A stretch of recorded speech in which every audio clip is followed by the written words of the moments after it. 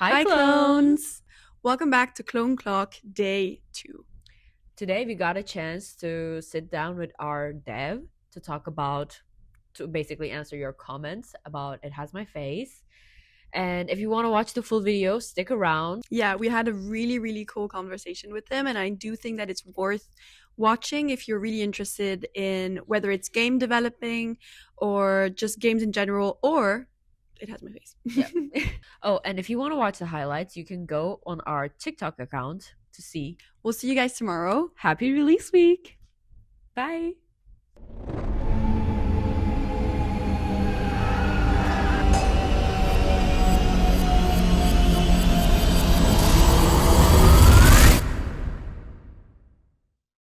Sure. So, Sally, can you tell us more about the game development life cycle?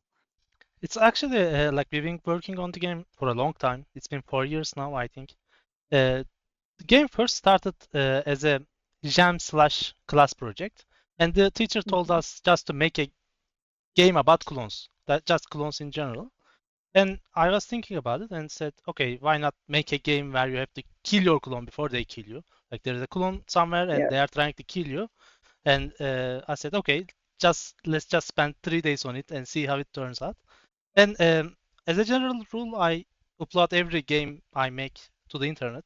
I uploaded that version to itch.io, and for my surprise, people loved it. I mean, they really love the concept, and as like they think it's pretty interesting. And I said, okay, there is something in this concept. And after a while, I returned back to the project and started developing as a fully commercial project. And I broke down the Jam version to its like very basic structures and like to its skeleton version basically. And I said, okay, what makes this game fun? Like why is this like interesting? And I like first stripped down, then started building on top of it. And like I said, okay, what are the clones? Like why are they trying to kill you? And what's the story behind it? That type of thing. So, like overall, I worked on the game and attended many festivals. I mean, the game attended, not me. But after a while, behavior got involved, and we like kicked up the production to 1,000, and we are right now very close to release and really exciting. Oh, that is super cool. And since you mentioned more about development part, I want to ask you, while developing the game, how did you balance the game mechanics and the storyline of the game? It was actually very hard at first because like the game has a very unique gameplay loop in it because like you are a person, but you need to be another person in the next round. So the main character of the story is always changing.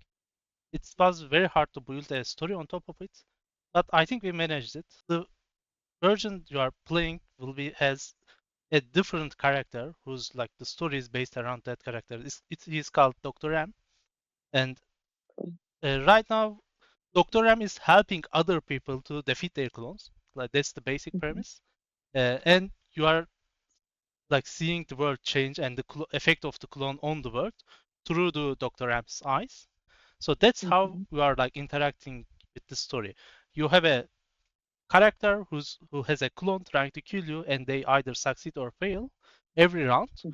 So the next round you play it, and you play a few rounds. Then you go back to the Dr. M, the main character, and you see how the actions of those like rounds affected the world. Just like follow up, what to you was like the hardest, like the most challenging thing for you to either design or like in the mechanics? Yeah, there are many challenging stuff for this concept. Like for example, the mirror. Like people ask me about the mirror, like thinking that's the hard part. I mean, that's actually not that hard. The real hard part is optimizing it. Because like basically, like you have one camera, but you also have another camera looking back at you because you need to render your reflection. So we had to cut corners for that, so we can make it very optimized and make it performant on even in the lower end devices. There are some really specific stuff, like for example, your clone used to just have the knife. Even in the Jam version, your clone used to just use a knife, so they need to get close. but we were thinking maybe it would be cool to give them a gun as well, so they can shoot. Yeah. The big problem that comes with it is the game's art style. Like, the game has a really 2D art style. We are basically Yeah. faking 3D. So, like, how do you show someone is aiming a gun at you in this 2D art style? Because they don't have depth, So we came up with a solution where we show an UI line, I guess you can call it line. It just shows where the NPC is aiming at and whether they are about to kill you or not. And you can very clearly Yeah. see that. But it was very hard. It was a very hard problem. Like the game design in general is so like detailed and like think through that it is kind of amazing to see how that shows up, and like it actually affects the gameplay like directly. So like we're really glad that you think about all of those details. Yeah, you make decisions every day, and some of them becomes like very integral part of the game. Some of them you can't like undo. For example, in the NPC, people ask us to make them more animated, but that would mean that we have to change everything inside the game and in the every behavior and every art style and every animation or interaction. That would basically take us a year back. So once you make a decision, sometimes you can't really change it. Since we are talking about the decisions, I want to ask you a question that we got a lot in our comments, that will the game ever have a mobile version, basically? Yeah, I also got those questions a lot. Maybe, sure. I mean, the game is very performant. So it's not like a AAA game, and we can even reduce to like increase the performance even more with the quality settings. Maybe someday. I mean, right now we are focusing on PC. But also with like again on decisions, for multiplayer, it's the most awaited, especially in our comment sections. Everyone wants to have the multiplayer version, and a lot of people were asking, what about either having more people, so like 5, 6 different clones, or having random people, not necessarily your friend, DBD style. What's like your thought on that? And multiplayer is a very exciting part of the game for sure. Like even in the first time we made the Gen version, like immediately, like the first thing people asked me is it multiplayer or are you going to make it multiplayer? So for the new, it has my face. We focus really like on multiplayer and make it multiplayer compatible, which is really hard, by the way. Like making multiplayer code, writing multiplayer code is really hard and time consuming, and there are a lot of weird bugs that pops up when you just like switch it to multiplayer. And but it's still cool. Like right now you can play with your friend and kill your friend in 1v1. Of course, like we have a lot of ideas for multiplayer and we want to definitely experiment with them. Like for example, maybe a teammate match, maybe free for all, maybe I don't know, maybe something like maybe your friend is an officer or something. Yeah, that would be really that's cool. a good idea. I know that you've probably already answered this, and I think we've already talked about this, but why did you choose pixel art? Oh, actually, there is a little bit of history behind this art style, which is like I've been making games for a long while, like 10 years, I think, and I made over 40 games for teams. And in some of them, it's called like one of them is Vardolint. It's not a word, it's just a made up thing. It has almost exactly same style as the sorry, it has my face. To be honest, like I can't really draw 2D. I can make 3D a little bit, but I said, okay, let's go with this style because it's easy to produce and it's very like paranoia inducing, Like even in that Verdolin, people said, okay, why this guy is looking at me directly? Like it has that feeling, So for It Has My Face, we said, okay, let's go with this art style again and improve upon it. Over here, we're all like super huge horror fans. Have you always been a horror fan? Yeah, kind of. I mean, I enjoy horror games because of the emergence they create. I'm not specifically like making horror games 24/7, but I enjoy them. Like I want to make players feel something while playing their game, and horror is a really good tool for that. you know.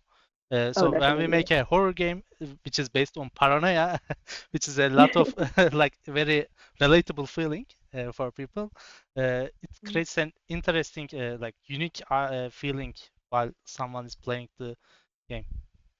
Yeah. Oh. Also, it's like so funny how a lot of people expect not to be scared by it.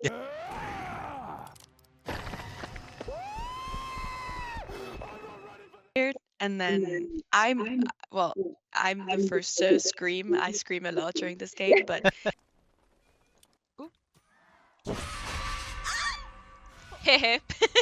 Wait, who was that? you don't expect to feel so paranoid, but you really do. It's really good. Yes, yeah, definitely. Yeah. Like the thing we noticed with the like people playing our game is that once like they start the game and until they kill your clone, sorry, until the clone kills you, they think like Yeah. the clone is AI is dumb. They can't like really kill them, and I am superior. And soon as Yeah. like they get backstabbed by a clone, okay, this game is scary. Yeah, we noticed that a lot with the like YouTubers and streamers. Oh, and for just like one last question, what's your favorite thing about? You have to choose one. What's your favorite thing about this game? That's hard to choose, yeah. I mean, I can say one of my favorites, but I don't know. It's the favorite, you know. It's hard to think like Yeah. it's choosing between like your children. It's very hard to. I mean, one of them is the ding sound. Like it's not in the demo. So Oh. there is a weapon called crossbow in the full game, and when you shoot someone, like it needs a bit of preparing. Like crossbow, True. you like load it up and hide from the officers while you are doing so, and you aim it, and you know there is a curve in the arrow, so you aim it and you shoot the crossbow, and bang, it's shot like an NPC gets shot, and I love that sound. Like it's not realistic. Like it's not a realistic thing. You don't Yeah. hear that sound when you shoot someone with a bow, but it's very satisfying. I love that sound. Yeah. Yeah, I never really thought of that, but yeah. Um, Maybe Besak and I can say our favorite things. Yeah. Besak. Oh, of course, like killing with the metal thing, that is so fun because you create a big mess there, you know? Well, I think for me, one of my favorite things, which is not underrated, but it's The best. having no, yeah, I do love the bat, but having to like run away from when your clone activates, which is a Oh, very yeah. scary part of the game that we haven't really touched on too much. And there Yeah, will be it's always random. more like stuff like that in the future after early access. Like we were planning more monsters, like scary tentacle stuff, and we'll see. Yeah. Oh, Very excited cool. about that. Yes. I also really, really love, which is weird, but I like the acid rain. I don't like it because it's annoying, but No. I like that it really creates an environment. I don't know. I really like the acid rain. I think it's like a fun feature. So, well, thank you so much, Sally. This was really good. And Yeah. like we asked all the questions that we really wanted to know. And I think that our community also really wants to know. On TikTok, we've had so many questions. But yeah, and if you're watching this, it's on day 2 of the calendar. And this week is going to be so fun. We have a new thing every day. We're so excited for you guys to see. So we are excited for the rest of this week. Like I want to say thank you to everyone who played the jam version or the demo, or even just like gave their thoughts on the game to me or to you guys. So I really appreciate that. I mean, I'm blessed to be working on a game where so many people are excited for. So it's really cool. Yeah, I'm doing a really cool job with really cool people. Yeah. Amazing. Thank you so much, Thank you Sally. so much. Thank you.